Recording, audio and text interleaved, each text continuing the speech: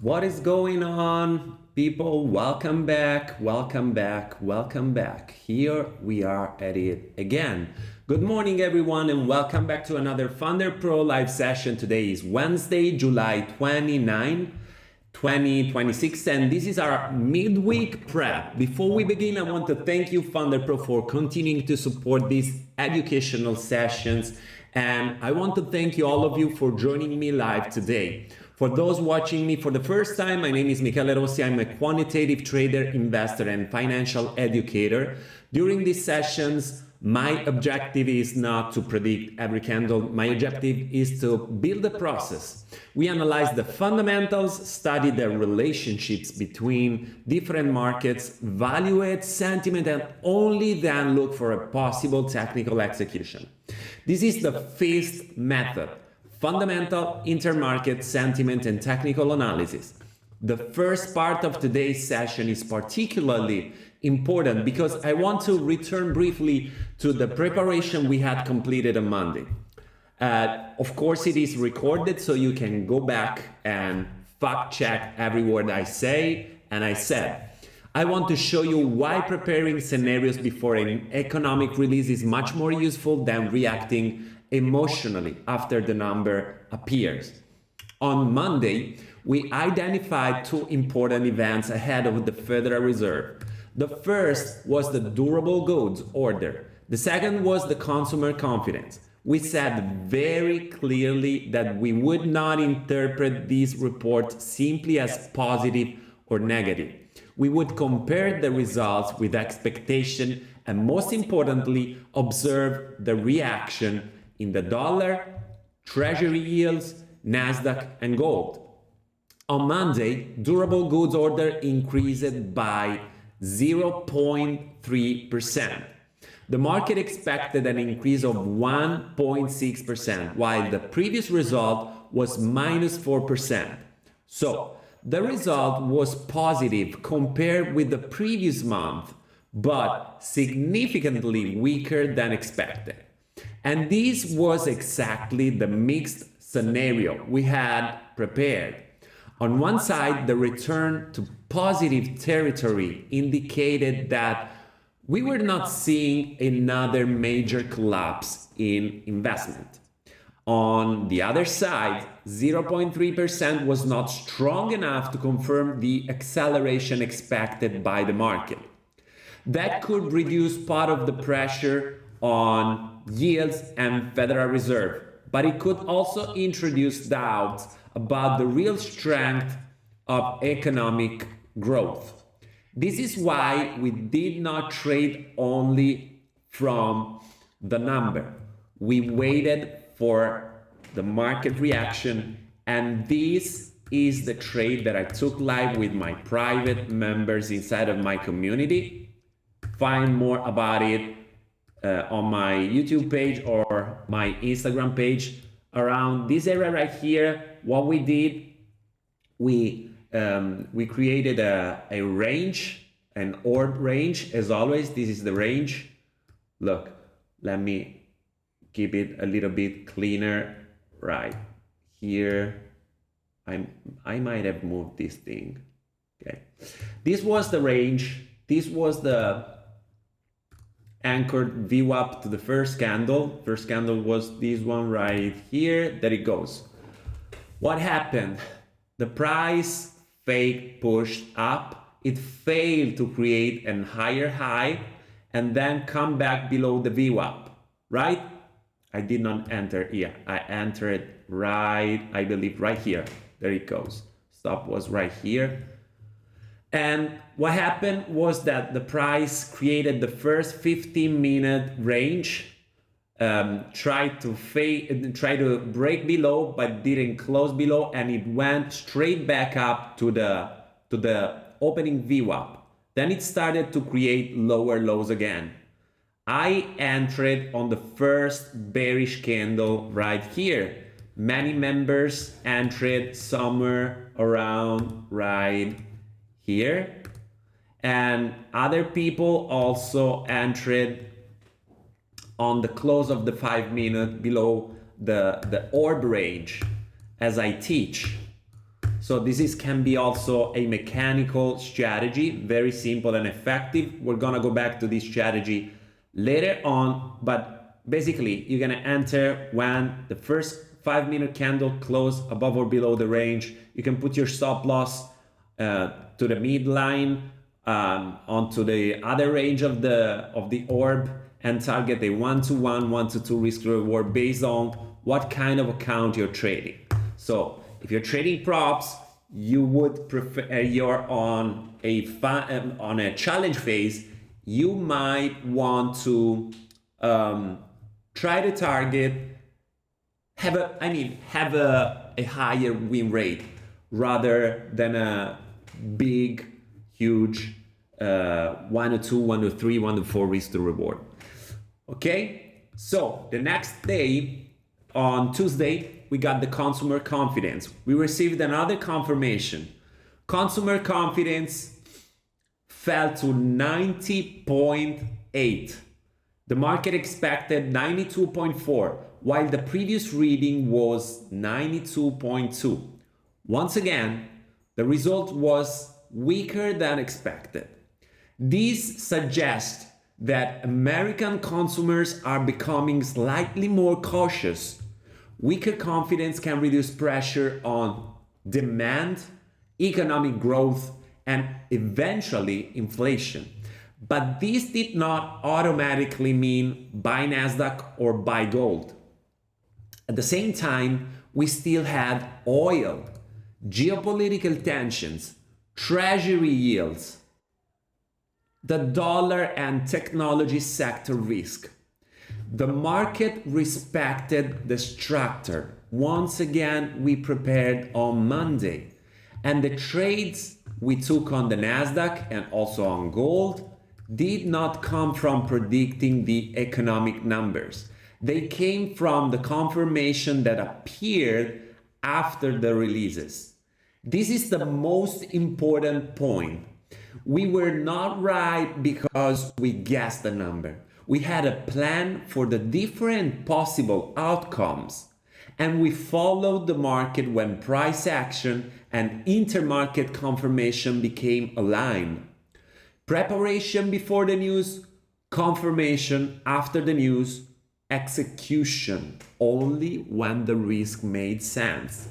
So on Tuesday, yesterday, we took 3 trades. One was a quick scalp into the upside right before the opening. I wanted to catch back on this VWAP. So the news came out at 4 p.m. but the market discounted right before. So we took these buys, small scalp, but it did not work. We entered, I believe, right here at 305, but it did not work. We hit a stop loss few moments later. I believe it was something like this. This was the resistance, right? So we took one stop loss right at the beginning. This was a super risky trade, and I took it only on the challenge account.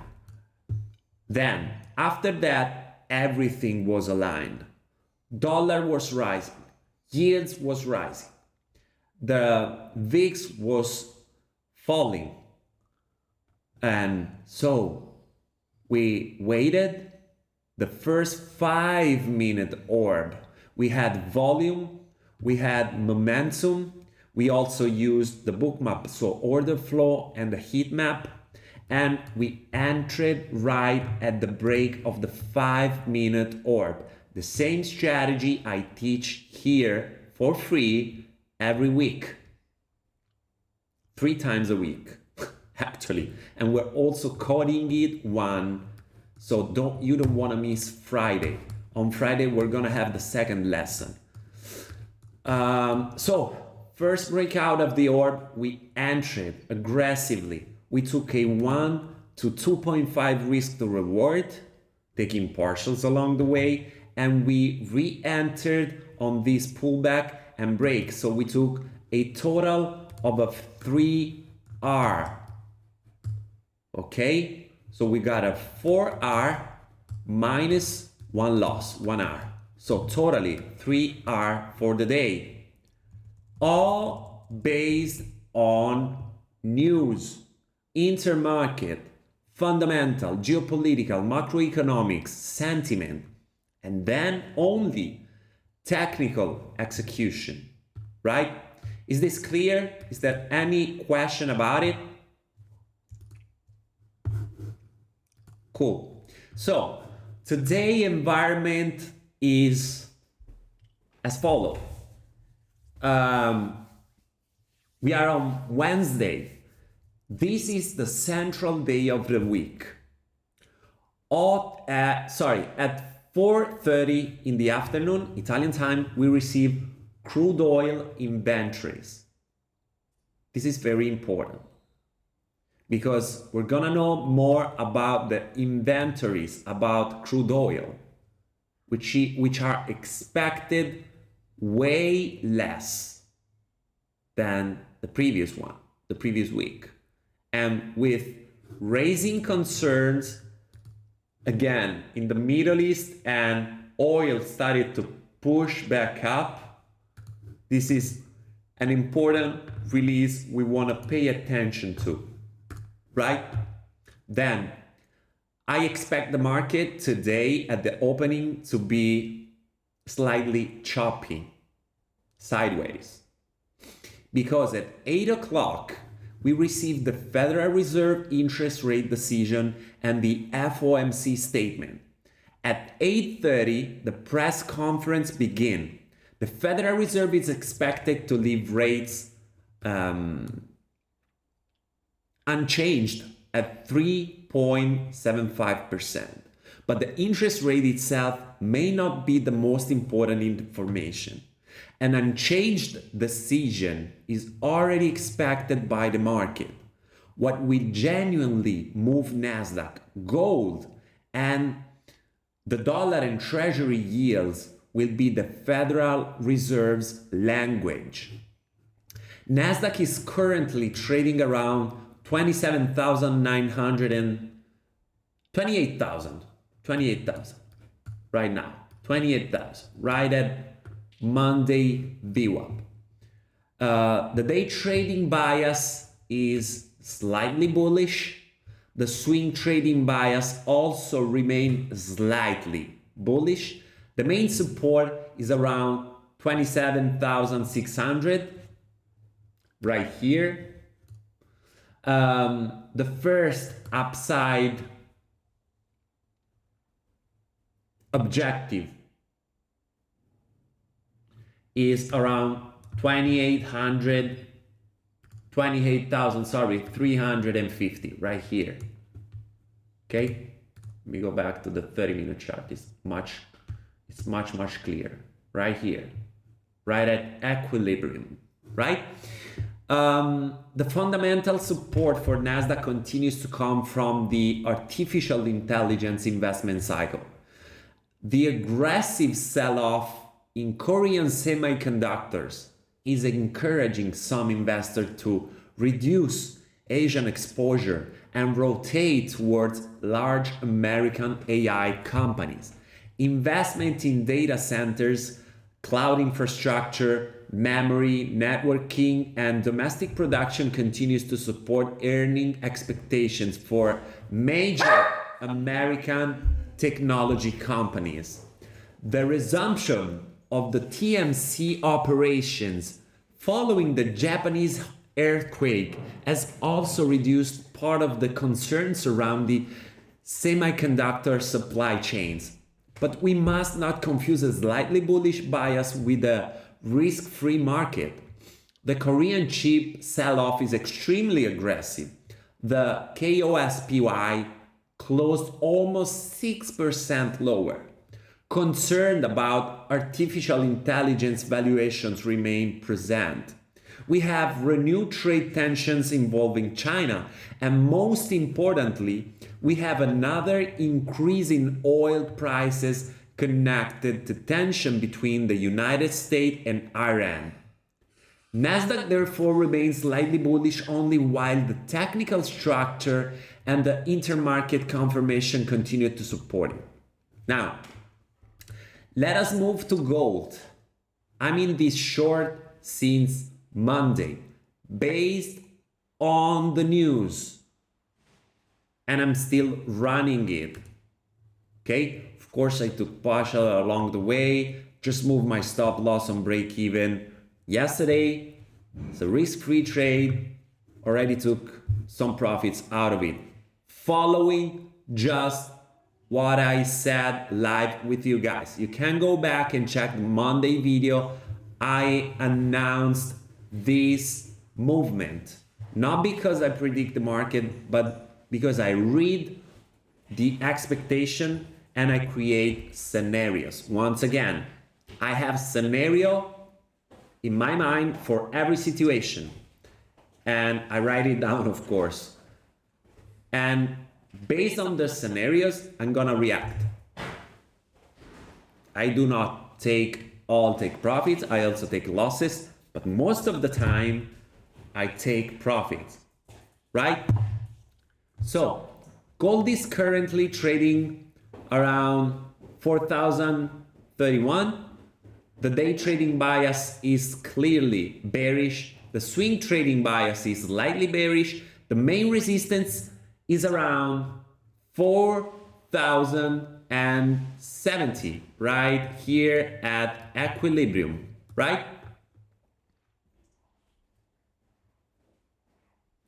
The downside objective is around 4,000. We already signed this up on Monday with this green line, right? I'm waiting for the price to reach this area and close in full my trade.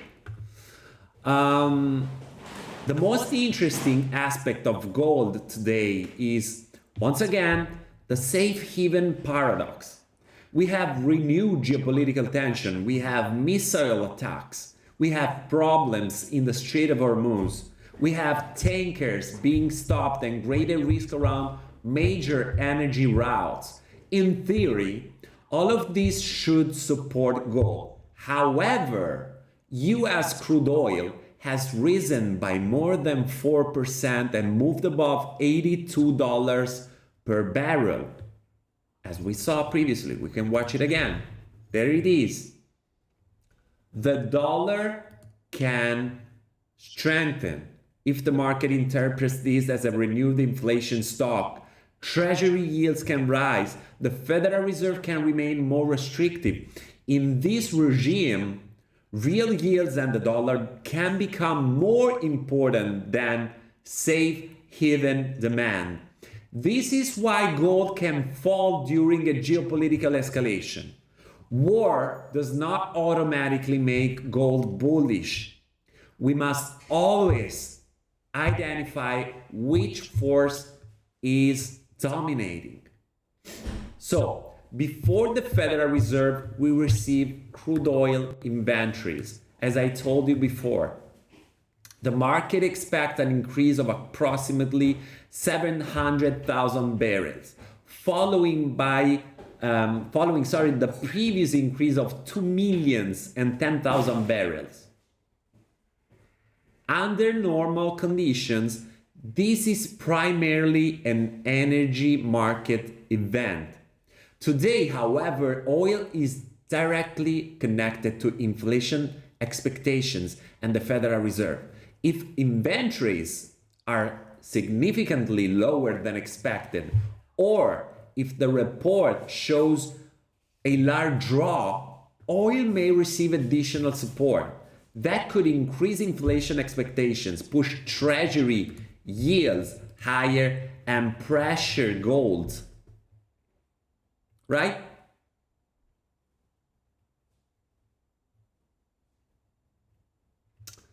So, for gold, the reaction would once again depend on the dollar and the real yields. If inventories increase more than expected, oil may lose part of its recent premium. That could reduce inflation pressure and create a more favorable environment for Nasdaq. But we must remain careful. At the moment, a single headline involving Iran, Hormuz, tankers, or military attacks can easily become more important than the scheduled inventory report. Then, at 8 o'clock, we received the Federal Reserve decision. The market expects rates to remain unchanged at 3.75%. We must therefore focus on the statement. I want to observe 5 elements. First, how the Fed describes inflation.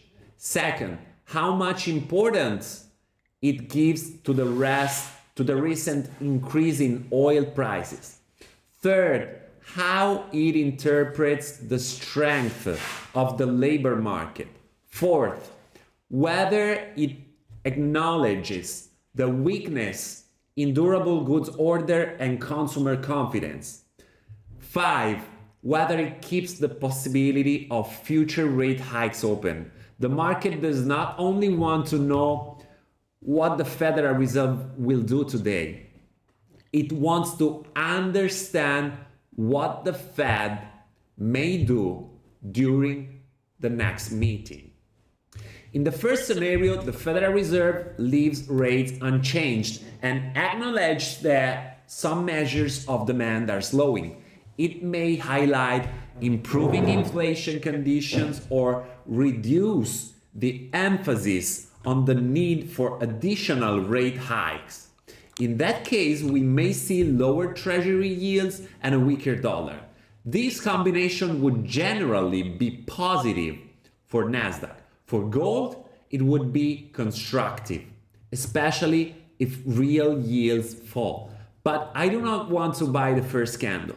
I want to see whether Nasdaq can hold the move, build a higher low, and receive confirmation from volatility and treasury yields. On gold, I want to see a recovery above 4,070, accompanied by a weaker dollar and falling real yield. In the second scenario, the Federal Reserve still leaves rates unchanged but focuses on oil, inflation, and the strength of the labor market. It may explicitly keep the possibility of a future hike open. In that case, treasury yields and the dollar could rise. That would pressure Nasdaq, particularly if the market loses 27,600. Gold could also continue lower towards 4,000 if it fails to recover 4,070. Bearish confirmation would not come from one candle. I want to see acceptance below the level, a failed recovery attempt, and a confirmation from the dollar, treasury yields, and volatility. Of course, then we have a third scenario. It's probably the most dangerous. The market interprets the 8 o'clock statement in one direction. Then, during the 8:30 press conference, one answer completely changes the narrative. The market may rise after the statement and fall during the press conference, or it may not do exactly the opposite. This is why the press conference is often more dangerous than the decision itself. The first candle does not necessarily represent the market's final conclusion. So, this said, my plan is very simple. I do not want to hold open position throughout the Federal Reserve decision. I want my exposure closed before 8 o'clock. Check on your account rules if you can trade news or you cannot trade, if you're swing trading, if you're scalping. So I want my exposure closed, right? I will not trade the first candle at 8. I will not trade impulsively at the beginning of the 8:30 press conference. I will wait for the market to reveal its interpretation. I will watch the US 10-year Treasury yields. I will watch the dollar. I will watch oil. I will watch the VIX. And for Nasdaq, I will also watch semiconductors and broader market participation. Only after that will I look for technical confirmation. For Nasdaq, the bullish scenario requires 27,600 to hold, to be reclaimed. I want to see higher lows. I want controlled treasury yields. I want a dollar that is not accelerating, and I want volatility to contract. In that case, the first objective remains 28,350. Right here. The bearish scenario requires acceptance below 27,600, not simply a brief liquidity sweep. I want to see the market lose the level, attempt to recover, and then fail again. If treasury yields, the dollar, and the VIX are also rising, the bearish scenario becomes much more credible. For gold, while price remains below the 4,070 and the dollar and treasury yields remain firm, the bias continues to favor selling rallies. The first objectives remain 4,000. The bullish scenario requires a recovery above 4,070. But the technical recovery alone is not enough. I want to see real yields and the dollar falling. I do not want to chase a single spike created by a geopolitical headlines. Do not forget Thursday, tomorrow. The Federal Reserve does not end the macroeconomic week. Tomorrow at 2:30 in the afternoon, Italian time, we receive core PCE, GDP, and initial jobless claims together. Monthly core PCE is expected at 0.1% following 0.3% previously. GDP is expected at 2.3% following 2.1% previously. Initial jobless claims are expected at 206,000 following the previous 187,000. So tomorrow, in the same minute, the market will receive information about inflation, economic growth, and employment. This means that the move following the Federal Reserve may be confirmed or completely challenged less than 24 hours later. So, this week is already very clear. On Monday and Tuesday, the market respected the scenario we prepared. Durable goods order, consumer confidence were both weaker than expected. But we did not automatically transform weak economic data into a buy or sell order. We waited for confirmation, and this is how we build our trades both on Nasdaq, as I showed you before, sells yesterday, sells on what it is. Yesterday, sorry, went back to March. Yes, oh, all right. Here it is. Sell on Tuesday, on Monday, sells on Monday, and sells on Tuesday. Right. Same for gold. This beautiful sell right here. Tonight, we must follow exactly the same process. So do not try to predict Federal Reserve. Do not try to chase the first candle. We have a dovish scenario, we have a hawkish scenario, and we have a mixed scenario as well. Then allow price, treasury yields, the dollar, oil, and volatility to show us which scenario is becoming real. As always, use a stop loss. Reduce position size around high volatility events. And remember that this live session is provided exclusively for educational purposes and does not represent financial advice. Thank you all so much, guys, for being here with me today. Thank you to everyone watching. Now, let's go into the same thing that I just talked about, but in Italian language.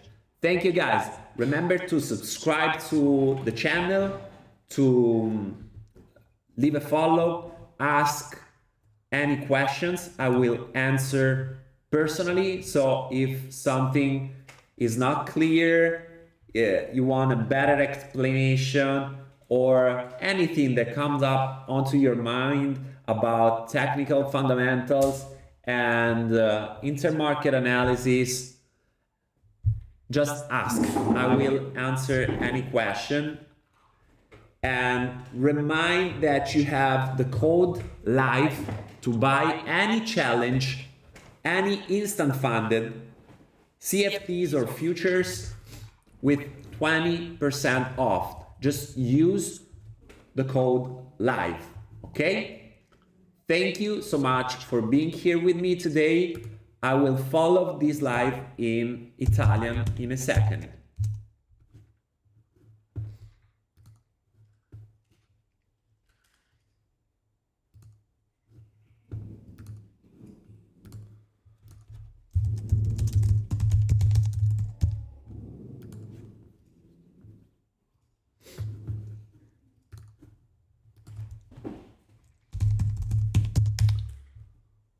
Here we go.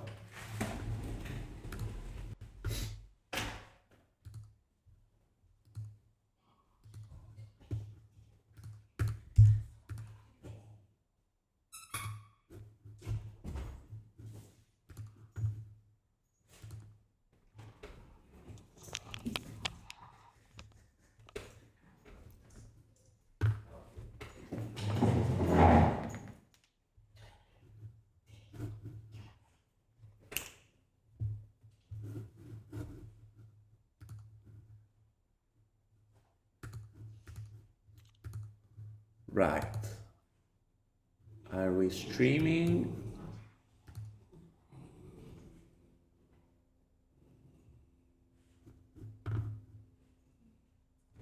Ok.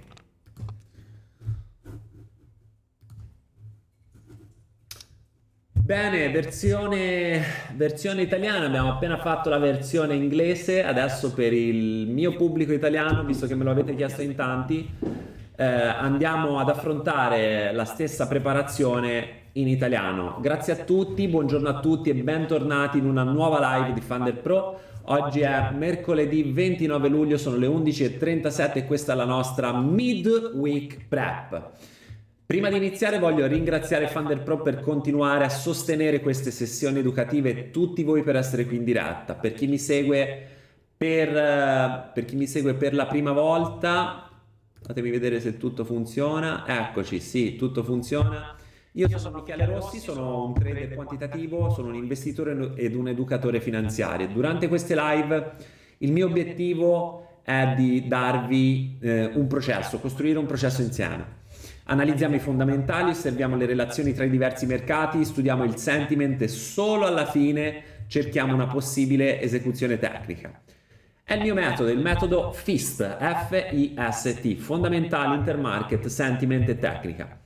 La prima parte della live di oggi sarà particolarmente importante perché voglio tornare per un momento sulla preparazione che ci siamo fatti lunedì. Se ve la siete persa vi basta andare sul mio canale YouTube e sul canale YouTube di Funder Pro e rivedervi la live, cioè sia in italiano che in inglese. Voglio mostrarvi perché preparare gli scenari prima delle notizie è molto più utile che reagire emotivamente dopo la pubblicazione del dato oppure non leggere proprio il dato. Lunedì avevamo identificato due eventi prima della Federal Reserve che ci sarà oggi, di cui parleremo. Il primo era il dato sugli ordini dei beni durevoli, il secondo era la fiducia dei consumatori di martedì. Avevamo detto chiaramente che non avremmo interpretato questi dati semplicemente come positivi o negativi. Avremmo osservato la differenza rispetto alle aspettative e soprattutto la reazione, eccoli qua, e soprattutto la reazione del dollaro, dei rendimenti del Nasdaq e dell'oro. Lunedì gli ordini di beni durevoli sono aumentati dello 0,3%. Il mercato si aspettava un aumento dell'1,6%, mentre il dato precedente era meno 4%, quindi il dato era positivo rispetto al mese precedente, ma nettamente inferiore alle aspettative. Ed era stato esattamente lo scenario misto che avevamo preparato. Da una parte il ritorno in territorio positivo indicava che non stavamo osservando un nuovo crollo degli investimenti, dall'altra lo 0,3% non confermava la forte accelerazione che il mercato si aspettava. Questo avrebbe potuto ridurre una parte della pressione sui rendimenti sulla Federal Reserve, ma poteva anche introdurre dubbi sulla reale forza della crescita. Per questo, che cosa abbiamo fatto? Abbiamo aspettato la reazione del mercato. Questo è il trade che abbiamo fatto lunedì all'interno della mia community privata sul Nasdaq. A vedere lunedì, perfetto, 2 ingressi. No, scusate, un ingresso. Il secondo ingresso era un esempio che stavo facendo prima in inglese. Il primo ingresso è stato questo qua. Quindi che cosa abbiamo fatto? Abbiamo aspettato, come sempre, l'apertura del mercato americano, primi 15 minuti, breakdown del ORB, opening range breakout a 15 minuti, retest del VWAP ancorato e tecnicamente siamo entrati portandoci a casa questo trade. Dicevo, alcuni dei ragazzi live con me sono entrati un pochino meglio, quindi direttamente sul VWAP, magari hanno fatto un risk reward di 1 a 1 perché, come sapete bene, dipende, il risk reward è, il risk reward e quindi di conseguenza il win rate è importante in base al dato, al environment. In base al contesto nel quale state facendo trading. Per esempio, se siete in challenge, volete preferire, almeno questo è quello che faccio io, un risk reward più basso e un win rate più alto, d'accordo? Questo la prop mi vorrà male per averlo detto, però è matematica e statistica. Viceversa, magari vi siete fatti tecnicamente un orb a 5 minuti, il vostro ingresso in quel caso sarebbe stato qua sotto, alla chiusura di questa candela, stop sul VWAP, sulla midline dell'orb, al range opposto. In ogni caso vi sareste portati a take profit. Questo è quello che è successo lunedì. Martedì invece abbiamo avuto un'altra conferma, abbiamo avuto la consumer confidence, la fiducia dei consumatori, scesa a 90,8, il mercato si aspettava 92,4, il dato precedente era 92,2. Anche in questo caso il dato è risultato più debole delle attese. Questo suggerisce che i consumatori americani stanno diventando leggermente più prudenti e una fiducia più debole può ridurre la pressione sulla domanda, sulla crescita e in prospettiva anche sull'inflazione, ma anche questo non significava automaticamente compra Nasdaq oppure compra oro, perché contemporaneamente avevamo petrolio, tensioni geopolitiche, rendimenti, dollaro, rischio tecnologico. Il mercato in questo caso ha rispettato la struttura che avevamo preparato lunedì e anche i trade che abbiamo preso sul Nasdaq e sull'oro non sono nati dalla previsione del dato, sono nati dalla conferma successiva alla notizia. Quindi questo è il punto più importante. Questi trade che abbiamo preso martedì, anche questi sono registrati, li prendiamo in privato, in Academy, nel mio gruppo privato e poi dopo vengono resi pubblici, li trovate sul mio canale YouTube. Un buy molto aggressivo prima dell'apertura del mercato, era un trade ad alto rischio, abbiamo preso consapevoli con un rischio molto basso e successivamente conferma del trend sempre con l'orb, continuazione verso il basso, abbiamo preso addirittura 2 trade. Un trade al primo breakdown dell'orb e poi successivamente un altro trade in ritracciamento sul VWAP. Quindi di continuazione abbiamo scalato dentro la posizione, aperto altre operazioni di vendita. Quindi come vedete gli stop loss ci sono, non è che prendiamo solo take profit, e questo invece è il trade sul gold che ci siamo presi lunedì. ancora sono dentro, il mio target è 4.000, ma adesso ne parliamo. Perché tutto questo? Perché abbiamo creato un piano per ciascun risultato possibile. Abbiamo seguito il mercato quando la price action e le conferme intermarket si sono allineate. Preparazione prima della notizia, conferma dopo la notizia. Esecuzione solo quando il rischio ha senso. Quindi passiamo ad oggi. Questa è la giornata centrale della settimana. Alle 16:30 avremo le scorte di petrolio, dopo ne parliamo. Alle 20 abbiamo la decisione sui tassi di interesse della Federal Reserve e il comunicato dell'FOMC, ancora più importante. Alle 20:30, ancora più importante, inizierà la conferenza stampa. La decisione attesa è di lasciare i tassi invariati al 3,75%, ma il tasso in sé non sarà necessariamente l'informazione più importante. Il mercato si aspetta già una decisione invariata. Quello che muoverà realmente il Nasdaq, l'oro, il dollaro, i rendimenti sarà il linguaggio della Federal Reserve. Quindi, in questo momento il Nasdaq si trova intorno a, andiamoci, 27.960. Il bias intraday è leggermente rialzista, anche il bias swing rimane leggermente rialzista. Il supporto principale è in area 27.600, il primo obiettivo rialzista è qua sopra a 28.350. Il supporto fondamentale del Nasdaq arriva ancora da cosa? Dal ciclo di investimenti nell'intelligenza artificiale.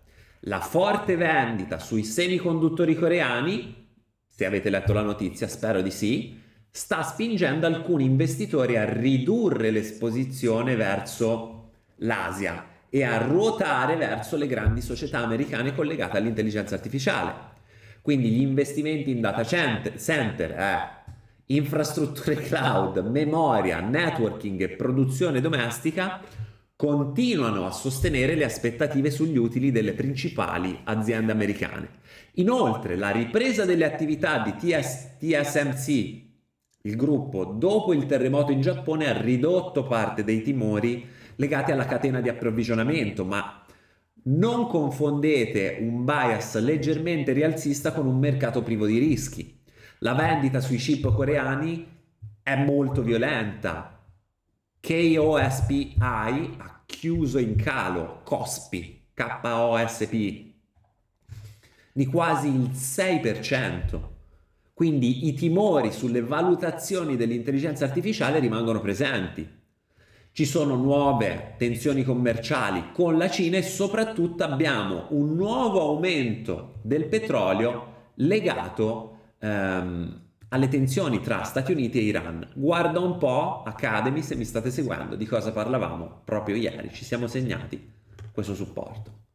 Quindi il Nasdaq rimane leggermente rialzista soltanto fino a quando la struttura tecnica e le conferme intermarket continueranno a sostenerlo.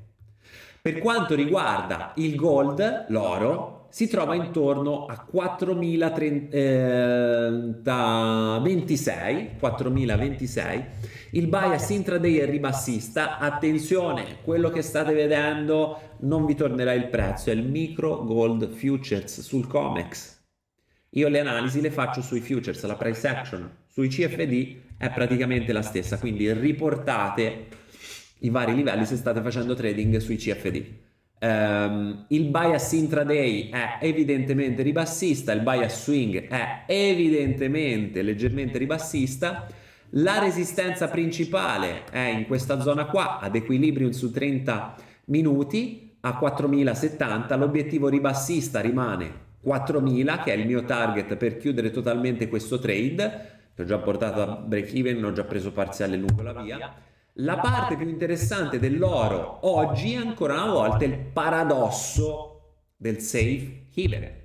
Abbiamo nuove tensioni geopolitiche, abbiamo attacchi missilistici, abbiamo problemi sullo stretto di Hormuz, abbiamo petroliere fermate, un aumento del rischio sulle principali rotte energetiche. Ma perché l'oro non sale? Tutto questo dovrebbe sostenere l'oro.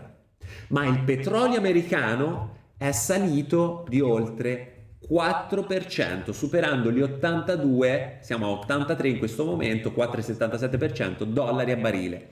Se il mercato interpreta questo movimento come un nuovo shock inflazionistico, i rendimenti salgono, possono salire, lo stanno facendo.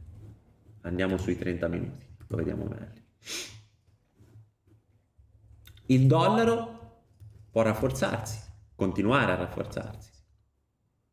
La Federal Reserve può mantenere una posizione più restrittiva. Di conseguenza, in questo regime, rendimenti reali, dollaro, possono diventare più importanti della domanda di protezione. Questo è il motivo per cui l'oro può scendere anche durante un'escalation geopolitica. La guerra non rende automaticamente l'oro rialzista. Mi raccomando, dobbiamo sempre osservare quale forza sta dominando. Come vi dicevo prima, alle 16:30 oggi pomeriggio abbiamo le scorte di petrolio. Il mercato si aspetta un aumento di circa 700.000 barili dopo l'aumento precedente di 2 milioni e 10.000 barili. Normalmente si tratta soprattutto di un evento per il mercato energetico. Oggi, però, il petrolio è direttamente collegato alle aspettative di inflazione e della Federal Reserve. Se le scorte risultassero molto inferiori alle attese oppure mostrassero un forte calo, il petrolio potrebbe ricevere ulteriore sostegno. Questo potrebbe aumentare le aspettative di inflazione, spingere i rendimenti verso l'alto e creare pressione sul Nasdaq. Per l'oro la reazione dipenderebbe ancora una volta da dollaro e rendimenti reali. Se invece le scorte aumentassero più del previsto, il petrolio potrebbe perdere una parte del premio che ha già accumulato. Questo potrebbe ridurre la pressione sull'inflazione e creare un ambiente più favorevole per il Nasdaq. Ma, attenzione, in questo momento una singola notizia su Iran, Hormuz, petroliere, attacchi militari può facilmente diventare più importante del dato sulle scorte. Alle 20 arriverà la decisione della Federal Reserve sui tassi di interesse, il mercato si aspetta tassi invariati al 3,75%, quindi dobbiamo concentrarci sul comunicato, l'FOMC statement. Voglio osservare 5 elementi. Primo, come la Fed descriverà l'inflazione. Secondo, quanto peso darà al recente aumento del petrolio. Terzo, come interpreterà la forza del mercato lavoro. Quarto, se riconoscerà la debolezza degli ordini di beni durevoli e della fiducia dei consumatori. Quinto, se manterrà aperta la possibilità di futuri rialzi. Il mercato non vuole sapere soltanto cosa farà la Fed oggi, vuole capire cosa potrebbe fare nei prossimi meeting. Quindi vi faccio 2 scenari o anche 3. Nel primo scenario la Federal Reserve lascia invariati i tassi e riconosce che alcuni indicatori della domanda stanno rallentando. Potrebbe citare un'inflazione in miglioramento oppure ridurre l'enfasi sulla necessità di ulteriori rialzi. In questo caso potremmo osservare rendimenti in calo, un dollaro più debole e questa combinazione sarebbe generalmente positiva per il Nasdaq. Per l'oro sarebbe costruttiva soprattutto se scendessero i rendimenti reali. Ma non voglio comprare la prima candela, voglio vedere se il Nasdaq mantiene il movimento, costruisce un minimo crescente e riceve conferma dal VIX e dai rendimenti. Sul gold invece voglio vedere il recupero dell'area 4.070 accompagnato da un dollaro e rendimenti in calo. Abbiamo poi un secondo scenario dove la Fed lascia comunque invariati i tassi, ma si concentra sul petrolio, sull'inflazione e sulla forza del mercato lavoro. Potrebbe mantenere esplicitamente aperta la possibilità di un futuro rialzo. In questo caso i rendimenti e il dollaro potrebbero salire. Questo creerebbe pressione sul Nasdaq, specialmente se il mercato perdesse i 27.600 che ci siamo segnati qua sotto. Anche l'oro potrebbe continuare a scendere, verso i 4.000 se non riuscisse a recuperare e chiudere sopra i 4.070. La conferma ribassista non sarebbe una singola candela. Voglio vedere accettazione sotto il livello, un tentativo di recupero fallito e la conferma soprattutto di dollaro, rendimenti e volatilità. Poi abbiamo uno scenario misto che è il più pericoloso. Comunicato viene interpretato in una direzione e poi durante la conferenza delle 20:30, che è la cosa più importante di oggi, una risposta cambia completamente la narrativa. In questo caso, macello. Qual è il mio piano operativo? Molto semplice. Niente posizioni aperte durante le decisioni della Federal Reserve. Se state facendo trading con una prop di Thunder Pro, assicuratevi di seguire le regole. Avete l'add-on per il trading sulle news, è una cartella rossa questa. Avete l'add-on swing trading, avete un account, scusatemi, swing trading. Se fate trading riducete le vostre posizioni, fate attenzione, mi raccomando. Io non farò trading sulla prima candela delle 20, non farò trading impulsivamente all'inizio della conferenza stampa delle 20:30, aspetterò che il mercato mostri la sua interpretazione, osserverò il rendimento dei treasury a 10 anni, osserverò il dollaro, osserverò il petrolio, osserverò il VIX e sul Nasdaq osserverò anche i semiconduttori e l'ampiezza del mercato. Dopo cercherò una possibile conferma tecnica. Qual è il piano sul Nasdaq? Lo scenario rialzista richiede la tenuta o il recupero dei 28.000, ecco, non ci leggevo, ho zoomato un po', dei 28.000. Voglio vedere minimi crescenti, voglio vedere rendimenti controllati, voglio vedere un dollaro che non accelera e voglio vedere la volatilità che si alzerà a rientrare. In quel caso il primo obiettivo rimane 28.350 qua sopra. Lo scenario ribassista richiede invece accettazione sotto i 27.600. Quindi non una raccolta di liquidità veloce, voglio vedere il mercato perdere il livello, provare a recuperare e fallire. Se contemporaneamente i rendimenti dollaro e VIX salgono, lo scenario ribassista diventa molto più credibile. Per l'oro invece, finché il prezzo rimane sotto i 4.070 e il dollaro e i rendimenti rimangono forti, il bias continua a favorire la vendita dei rimbalzi, quindi per ogni rimbalzo si vende. Lo scenario rialzista richiede invece il recupero dei 4.070, ma il recupero tecnico da solo chiaramente non basta. Voglio vedere rendimenti e dollaro scendere. Non voglio inseguire uno spike prodotto da una notizia geopolitica o da una headline dell'FOMC, d'accordo? Non dimentichiamoci poi di giovedì.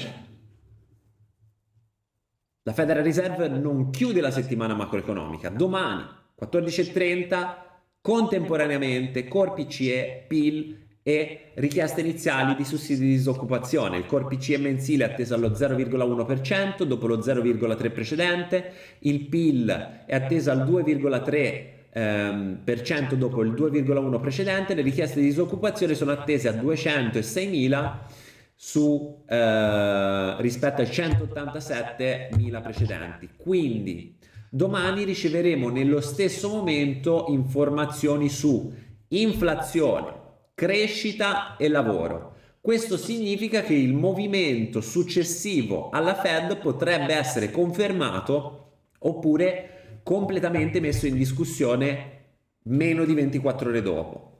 Quindi la situazione è già molto chiara. Lunedì e martedì il mercato ha rispettato gli scenari che avevamo preparato. Durable goods e consumer confidence sono risultati più deboli delle aspettative, ma non abbiamo trasformato automaticamente dei dati deboli in un buy and sell, abbiamo aspettato la conferma ed è così che abbiamo costruito le nostre posizioni di sell sia sul Nasdaq che sul Gold. Questa sera dobbiamo mantenere lo stesso processo. Non cercare di prevedere la Fed, non cercare di inseguire la prima candela. Ci siamo preparati 3 scenari: dovish, hawkish e misto. E poi lasciare che siano il prezzo, i rendimenti, il dollaro, il petrolio e la volatilità mostrarci quale scenario sta diventando reale. Come sempre, utilizzando uno stop loss, chiaramente. Grazie ancora per avermi seguito.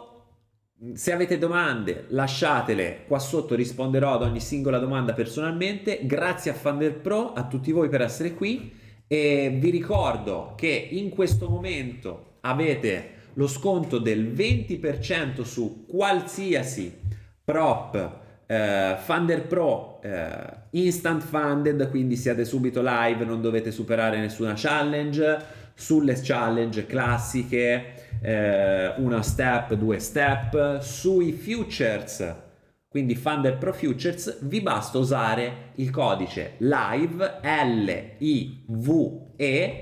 per ottenere il miglior sconto. Vi ringrazio nuovamente di aver partecipato, ci vediamo venerdì pomeriggio, scusatemi, alle 12 italiane, sempre alle 12 italiane, dove andremo avanti con lo sviluppo di un bot, di una strategia automatica, dove passeremo all'ottimizzazione, la validazione della strategia, per poi fare il deploy la settimana successiva. Grazie a tutti e ci vediamo venerdì mattina alle 12. Buon trading!